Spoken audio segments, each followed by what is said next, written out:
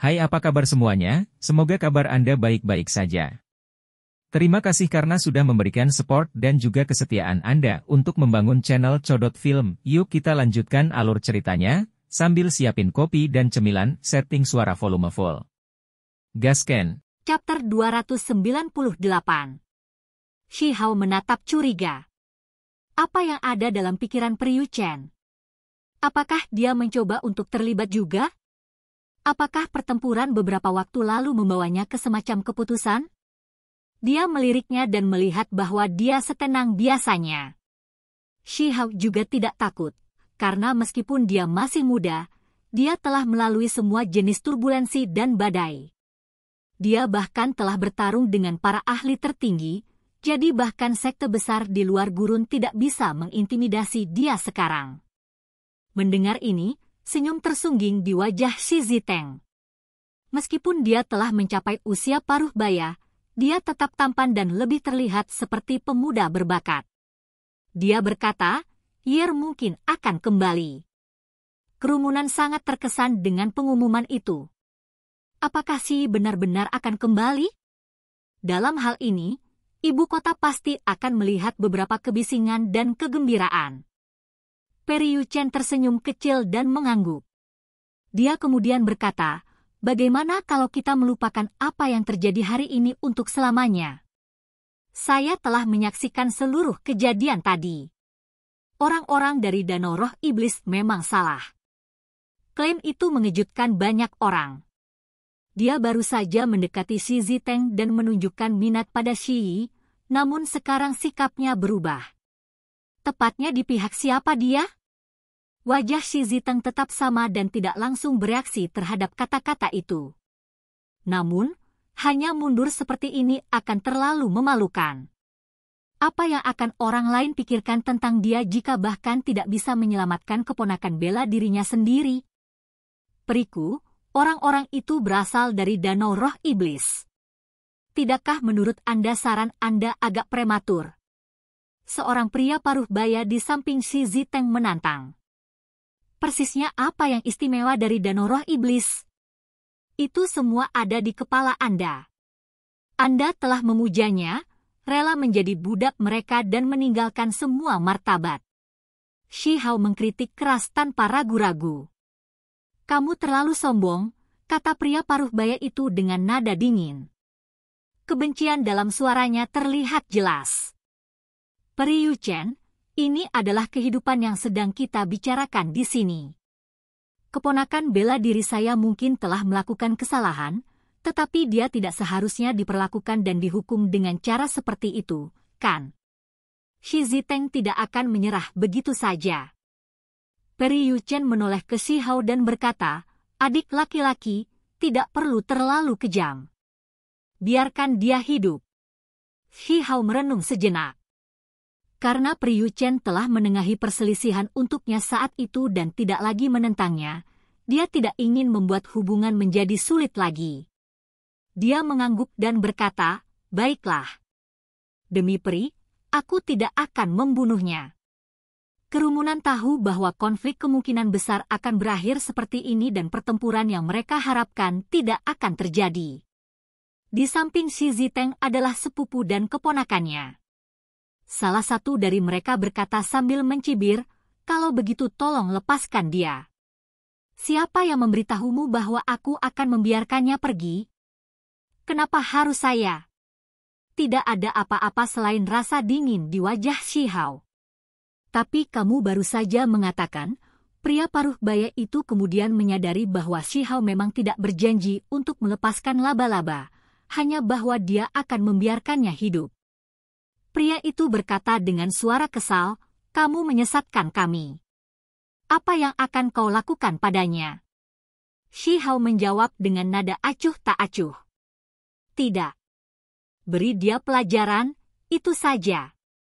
Jika saya bahkan tidak bisa berurusan dengan laba-laba kecil sendiri, apa yang harus saya lakukan ketika serigala dan harimau muncul di depan pintu saya di masa depan?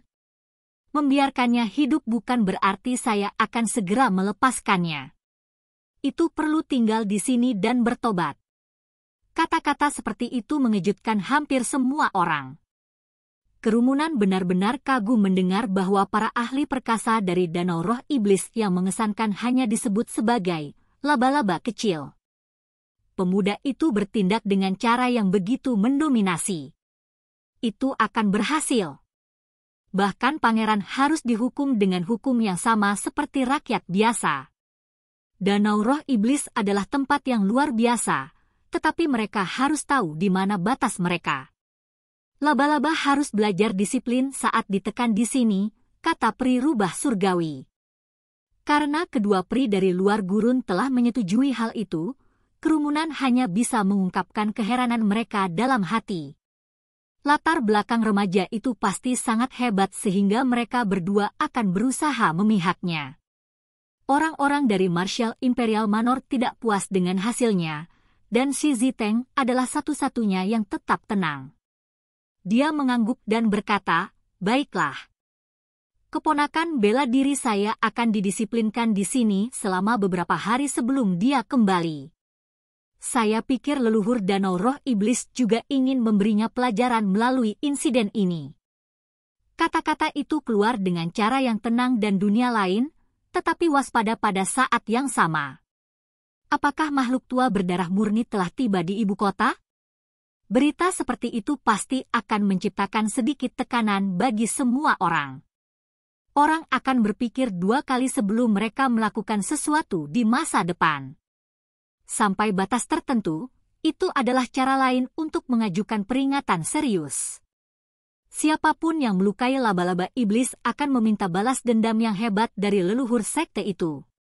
Shi Hao tersenyum mendengar kata-katanya. "Jangan khawatir, aku akan memberinya pelajaran yang bagus. Berlian terbaik harus dipotong." Murid dengan ego yang begitu besar perlu dirapikan dengan kejam. Kemarahan hampir meledak dari mata orang-orang di samping Shi Ziteng.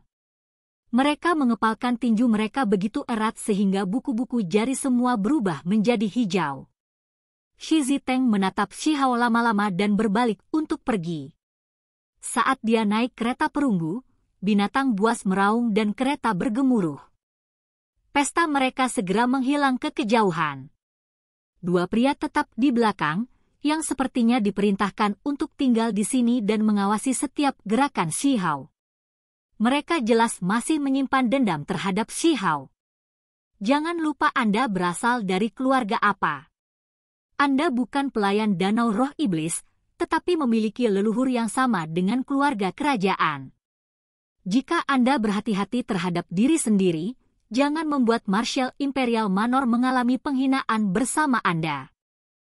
Kata-kata Shi Hao mengungkapkan penghinaannya yang tajam. Dia mungkin juga menampar orang-orang itu di depan umum. Wajah kedua pria itu gelap karena marah, dan mereka akhirnya berbalik untuk pergi juga. "Aku tidak pernah mengira kamu bisa begitu sinis." Penyihir itu tertawa. "Saya akan menunjukkan lebih banyak rasa hormat kepada mereka yang menghormati saya. Mereka telah membawa perang ke depan pintu saya. Bagaimana mungkin saya tidak melawan?" kata Shi Hao. "Saya pikir Anda akan menemukan berurusan dengan laba-laba sendirian masalah yang merepotkan. Mengapa Anda tidak menyerahkannya kepada saya? Jika saya berhasil memperbaiki obat ilahi di masa depan, saya pasti akan membalas Anda untuk ini." Peri rubah surgawi berkata sambil tertawa. Mendengar ini, kerumunan semua resah atas permintaan itu. Peri rubah itu sangat berani. Shi Hao hanya tersenyum. Tak perlu dikatakan, dia tidak akan menyetujui permintaannya.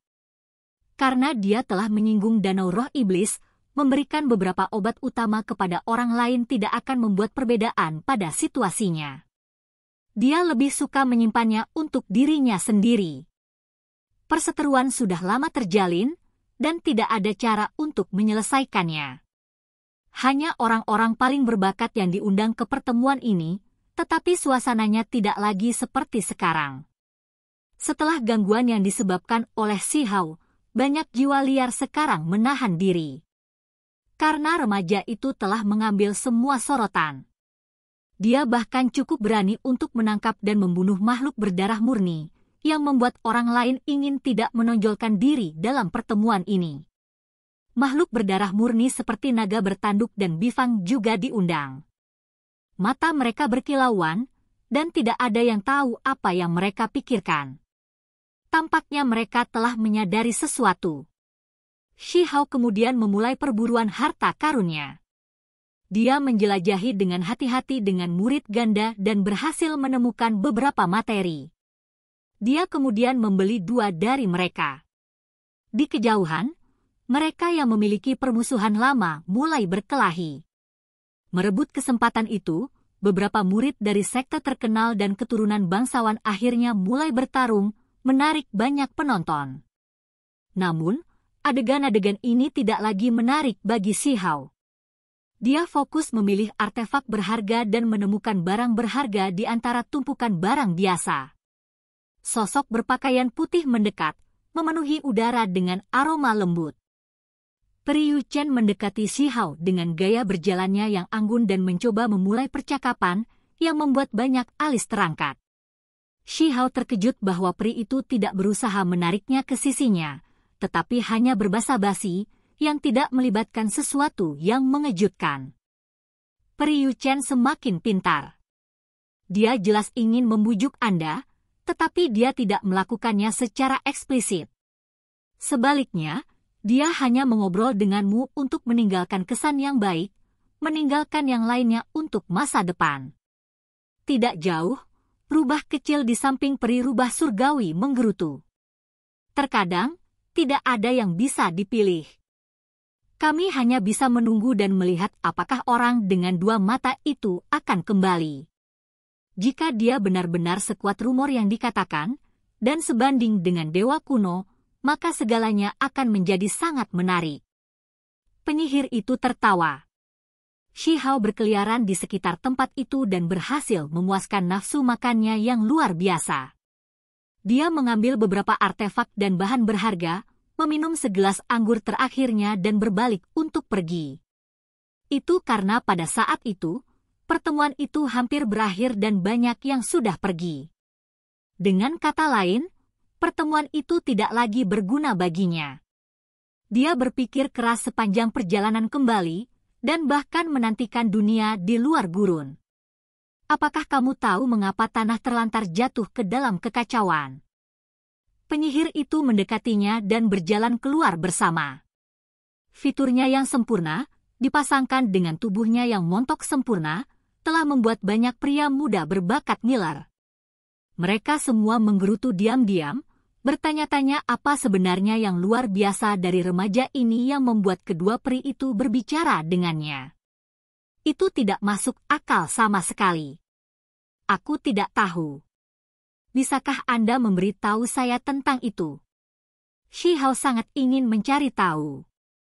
Bertahun-tahun yang lalu, wilayah ini dulunya adalah penjara, dan banyak makhluk ganas yang terkurung di dalamnya. Fakta paling mengejutkan keluar dari mulut penyihir itu. Bahkan seseorang yang setenang dan setenang Shi Hao tercengang oleh kata-kata itu. Dia mengangkat kepalanya tiba-tiba dan menatap mata peri rubah surgawi. Dia kemudian menatapnya dengan linglung. Kecantikan penyihir yang tak tertandingi dapat memikat jiwa siapapun dari tubuh mereka. Dia memang wanita cantik yang sulit didapat di dunia fana. Di Stone Country, Peri Yu Chen mungkin satu-satunya kecantikan yang sebanding dengannya.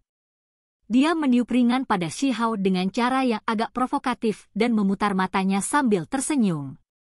Takut? Tidak, hanya terkejut. Shi Hao memberikan jawaban jujurnya. Itu ada hubungannya dengan kekacauan besar. Peri rubah surgawi memberitahunya secara langsung. Pernyataan itu jelas mengejutkan, dan banyak ide muncul di kepala Shi Hao pada saat itu. Spekulasi masa lalunya semuanya terbalik sekarang, karena apa yang terjadi tampak jauh lebih parah daripada yang dia bayangkan. Tentu saja, makhluk-makhluk agung dari zaman kuno telah lama mati. Namun, beberapa makhluk berhasil berlindung di tanah terlantar nanti sendiri. Terlebih lagi, dengan begitu banyak keturunan berdosa yang tertinggal, perhatian pasti akan ditarik dari dunia luar. Penyihir itu sangat jujur dan menawarkan informasi yang sangat berharga kepada Shi Hao dari percakapan santai mereka.